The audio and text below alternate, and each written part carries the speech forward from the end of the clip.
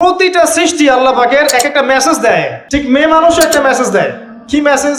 আল্লাহ পাক মানুষকে সবচেয়ে সুন্দর করে সৃষ্টি করেছেন, আর মানুষের মধ্যে মেয়েদেরকে সবচেয়ে বেশি সুন্দর করে সৃষ্টি করেছেন। আল্লাহ পাকের সবচেয়ে সুন্দর সৃষ্টি হচ্ছে মেয়েরা, এবং তারা খুব নরম হয়, নরম, প্রজাপতি ধরার মতো। প্রজাপতিকে ধাপ করে ধরতে পারবেন না আপনি। শক্ত করে ধরতে গেলে প্রজাপতি নষ্ট হয়ে যাবে, মরে যাবে। প্রজাপতিকে কোমল ভাবে ধরতে হবে। ঠিক মেয়েদের সামনেও আপনার কোমল থাকতে হবে। বেশি হার্ড হতে যাবেন, শেষ। আমি আপনার গার্লফ্রেন্ডের সামনে কোমল হতে বলি নাই, আপনার ওয়াইফের সামনে হতে বলেছি। কোমল থাকলে আপনি জিতে যাবেন। দেখবেন দুনিয়ার চিল্লা ফাল্লা করছে আপনার বাসায়, আপনি চুপচাপ আছেন পাহাড়ের মতো, কোমল আছেন। 5 মিনিট পর দেখবেন নিজেই ঠান্ডা হয়ে এসে বলছে আচ্ছা সরি, ভুল হয়ে গেছে। আর যদি আপনি চিল্লা ফাল্লার কাউন্টার দিতে যান, তাহলে দেখবেন সুটকেস গোছানো শেষ, বাবার বাড়ি চলে গেছে। ডিল করা খুব ডিফিকাল্ট। এখানে আপনাকে খুবই সবরের পরিচয় দিতে হবে। আল্লাহ পাক বোঝার তৌফিক দান করুন। আর আমরা মা বোনদেরকে রিকোয়েস্ট করব, 4টা মূলনীতি মেনে কাপড় চোপড় পরবেন। আপনার কাপড়টা এমন হবে না যেই কাপড়টা পরলেও অঙ্গ প্রত্যঙ্গ দেখা যায়, বোঝা যায়, এমন হবে না। কাপড়টা এমন হবে না এত টাইট ফিটিং যে আপনার অঙ্গের উঁচু নিচু অবয়ব বোঝা যায়, এমন হবে না। কাপড়টা এমন হবে না যেটা অমুসলিমদের পোশাক, আর কাপড়টা এমন হবে না যেটা পুরুষদের পোশাক। এই মূলনীতিগুলো মেনটেন করে কাপড় পরবেন ইনশাআল্লাহ। এছাড়াও মেয়েদের কথায় পর্দা আছে, চলনে পর্দা আছে, ওঠা বসায় পর্দা আছে। নামাজ পড়ার সময় তাদেরকে কিছুটা শালীনভাবে নামাজ পড়তে হয়। তাদের চোখের দৃষ্টির মধ্যে পর্দা আছে। এগুলো কে শিখাবে এখনকার মেয়েদেরকে? সবসময় বিজি দেখবেন, নতুন কোন সিরিয়াল আসছে, নতুন কোন ফ্যাশন আসছে, নতুন কোন পার্লারে কি আসছে, কোন কাটিং আসছে, কোন নায়িকা আসলো, ওই যে বাংলাদেশে কোন এক নায়িকা আসছে, তাই নিয়ে মিডিয়াতে এমন তোলপাড়, মনে কি না কি একটা অবস্থা। আল্লাহর কাছে তোমার কি মূল্য আছে হে? আল্লাহর কাছে তোমাদের কি মূল্য আছে? তোমরা কি 5 ওয়াক্ত নামাজ পড়ো? তোমরা কি পর্দা করো? তোমাদের মধ্যে হায়াবোধ কিছু আছে?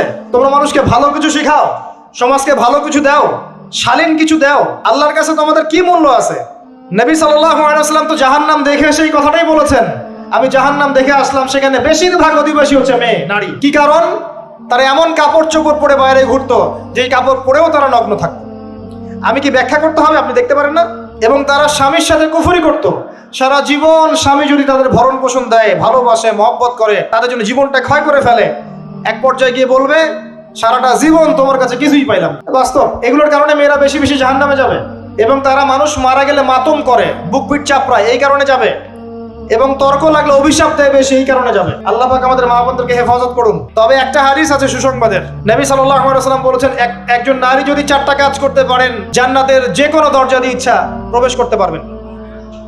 1 নাম্বার 5 ওয়াক্ত নামাজ, 2 নাম্বার রমজান মাসে সওম, 3 নাম্বার আপনার লজ্জাস্থানের হেফাজত অর্থাৎ খাস পর্দা, এবং 4 নাম্বার আপনার স্বামীর আনুগত্য। ফ্যামিনিস্ট আকীদার মেয়ে হলে আনুগত্যকে দাসত্ব মনে করে, স্বামীর আনুগত্যকে তার দাসত্ব মনে করে। স্বামী কে? স্বামীর সম্মান বোঝেন আপনি? স্বামী কে? যার ব্যাপারে নবী সাল্লাল্লাহু আলাইহি ওয়াসাল্লাম বলেছেন, আমি যদি আল্লাহ ছাড়া অন্য কাউকে সেজদা করতে বলতাম, তাহলে মেয়েদেরকে বলতাম তারা যেন স্বামীদেরকে সেজদা করে। আপনাকে আমি কিভাবে বুঝাবো স্বামী কে, স্বামীর মর্যাদা কোথায়? এগুলো কি ইসলাম মেয়েদেরকে ডমিনেট করছে এগুলো দিয়ে? কেন? এই স্বামী আপনার জন্য সারাটা জীবন ক্ষয় করে ফেলে। একটা চোর পর্যন্ত, একটা চোর, একটা করাপ্টেড মানুষ, দুর্নীতিগ্রস্ত মানুষ, সে চুরি করে, দুর্নীতি করে এনে বাচ্চাকে খাওয়ায়। একটা ধর্ষক পর্যন্ত ওর মেয়েকে আদর করে। পুরুষ মানুষ কি জিনিস কেমন করে বুঝবেন? সারাটা জীবন ক্ষয় করে ফেলায়। যদি আপনি তার আনুগত্য করেন, তার সামনে সুন্দর মতো থাকেন, তার কথার সাথে তর্ক না করেন, ভালোবাসা দিয়ে থাকেন, আপনার জন্য সে জীবন দিতে প্রস্তুত থাকবে। এরকম পুরুষ মানুষ, আপনাদেরকে কেউ চোখ তুলে তাকালে চোখ তুলে ফেলাবে, এরকম পুরুষ মানুষ। আর এখন তো পরিস্থিতি ডিফারেন্ট। বাসায় পুরুষ বাইরের ছেলের সাথে ফোনে প্রেম হয়ে গেছে, পালায় চলে গেছে, বিয়ে করে ফেলছে।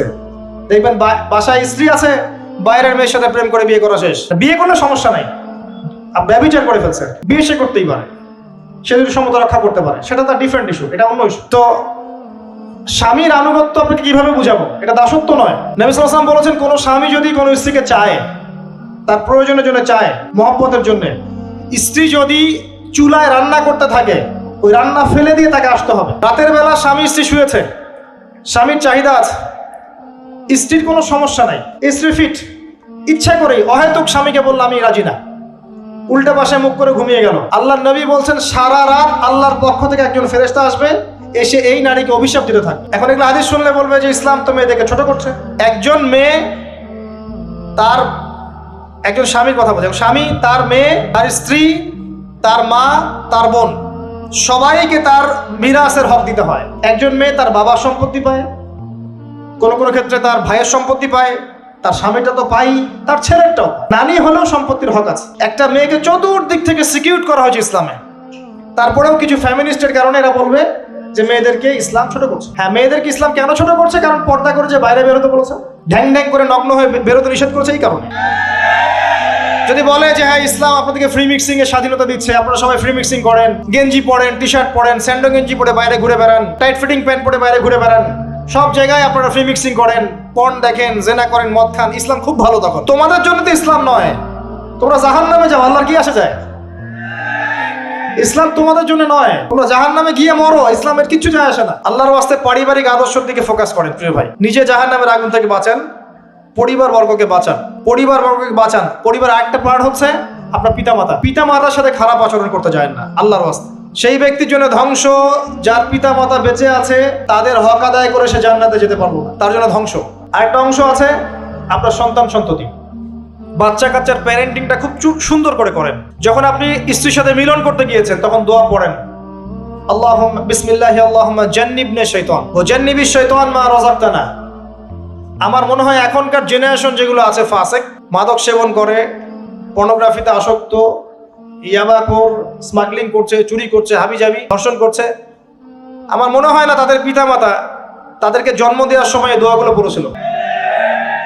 কারণ পিতামাতা এই দোয়া পড়লে ওই সন্তানকে শয়তান স্পর্শ করতে পারে। সন্তান হবে, সন্তান ছেলে হোক মেয়ে হোক, আপনার এটা নিয়ে মন খারাপ করার কিছু নাই। একজন কন্যা সন্তানকে লালন পালন করে সৎপাত্রে পাত্রস্থ করলে এই মেয়ে পরকালে আপনার জন্য জাহান্নামের আগুন থেকে ঢাল হয়ে যাবে। যার কাছে দুইজন মেয়ে আছে, দুইটা মেয়েকে সে ভালো করে মানুষ করেছে, নবী সাল্লাল্লাহু আলাইহি ওয়াসাল্লাম বলছেন সে জান্নাতে আমার সাথে এমন করে থাকবে এইভাবে। কেউ যদি বিধবার দায়িত্ব নেয়, সেও নবী সাল্লাল্লাহু আলাইহি ওয়াসাল্লামের সাথে এইভাবে থাকবে। এতিমের দায়িত্ব নেয়, এইভাবে থাকবে। ফ্যান্টাসিতে ভুগছেন, একটা এতিম মেয়েকে বিয়ে করেন, একটা অসহায় তালাকপ্রাপ্ত মেয়েকে বিয়ে করেন, একটা বিধবা মেয়ে যার স্বামী মারা গেছে, কেউ নাই দেখার, তাকে বিয়ে করেন, তারপরে বোঝা যাবে আপনার মধ্যে কতটুকু দিন আছে। আর বর্তমান সভ্যতা আমাদের কি সমাধান দিবে? সবাই যদি দিনদার একটা করে ক্যাটরিনা খোঁজে, এই এতিম, এই বিধবা, এই যাদের দেখার কেউ নাই, এই মেয়েগুলা কি রাষ্ট্রের সম্পত্তি হয়ে থাকবে? এদের দায়িত্ব কে নিবে? পুরুষরা যদি দায়িত্ব না নেয়, কে দায়িত্ব নিবে? এখন কেউ যদি ওদের দায়িত্ব নিতে যায়, তখন তাকে আবার খারাপভাবে উপস্থাপন করা হয়, এই ব্যক্তির মনে হয় চরিত্র খারাপ। কিন্তু এদিকে বাইরে 10টা জেনা করে বেড়াচ্ছে, কোনো সমস্যা নাই, এগুলি উস্কায়। এইসব জাহেলদের জন্য ইসলাম নয়। ইসলামের প্রতিটা বেসিক ফান্ডামেন্টাল মানবতার কল্যাণের জন্যই। এগুলোকে ফরজ করা হয়নি, আপনি নফল, আপনার সামর্থ্য থাকলে আপনি করতে পারেন, না করলে কোনো সমস্যা নাই। কেউ যদি করে, ইসলাম পরিপূর্ণরূপে পালন করার চেষ্টা করছে, এটার উপর আমল করার চেষ্টা করছে, তাহলে আপনি তাকে ক্রিটিসাইজ করছেন, কি সমস্যা আপনার? আরেকটা পার্ট হচ্ছে সন্তান সন্ততি। বাচ্চা কাচ্চাকে ছোটবেলা থেকেই মানুষ করতে হবে এমন ভাবে যাতে করে বড় হয়ে এরা এই উম্মার খালিদ এবং ওমর হতে পারে। বাচ্চা ছোট বাচ্চাকে আপনি ভালো খাবার দেন, মায়ের স্নেহ দেন, বাবা মার সাথে রাখেন, একটু গ্রাম্য পরিবেশে নিয়ে গিয়ে তাকে বড় করেন। কেন বলছে কথা? এখানে পরিবেশ সুন্দর থাকবে, সে দৌড়াবে ধুলার মধ্যে, মাঠের মধ্যে খেলবে, সুন্দর ভাষা শিখবে। এরপরে তাকে ভালো প্রতিষ্ঠানে পড়ান। প্রতিষ্ঠানটা এমন হবে যে প্রতিষ্ঠানে জেনারেল শিক্ষা, ইসলামিক শিক্ষা একসাথে দেয়া হচ্ছে, সে সব শিখবে। আমার ছেলে কোরআনে হাফেজও হবে, আমার ছেলে ডক্টরও হবে ইনশাআল্লাহ। এভাবে করে তোলেন। আধুনিক হন, মাথাটা খাটান, ব্যাকডেটেড মানসিকতা বাদ দেন। বিশ্বটা এগিয়ে গেছে, আমাদেরকে এগিয়ে যেতে হবে। একমুখী জ্ঞান দিয়ে আপনি কিচ্ছু করতে পারবেন না এই যুগে। দ্বিমুখী শিক্ষার একটা হারমোনিয়াস কম্বিনেশন দরকার। আমাকে কোরআন জানতে হবে, সায়েন্সও জানতে হবে, নাহলে আমি সায়েন্স দিয়ে কোরআনকে ব্যাখ্যা করতে পারবো না, কোরআন দিয়েও সায়েন্সকে ব্যাখ্যা করতে পারবো না। জানতে হবে আমাদেরকে।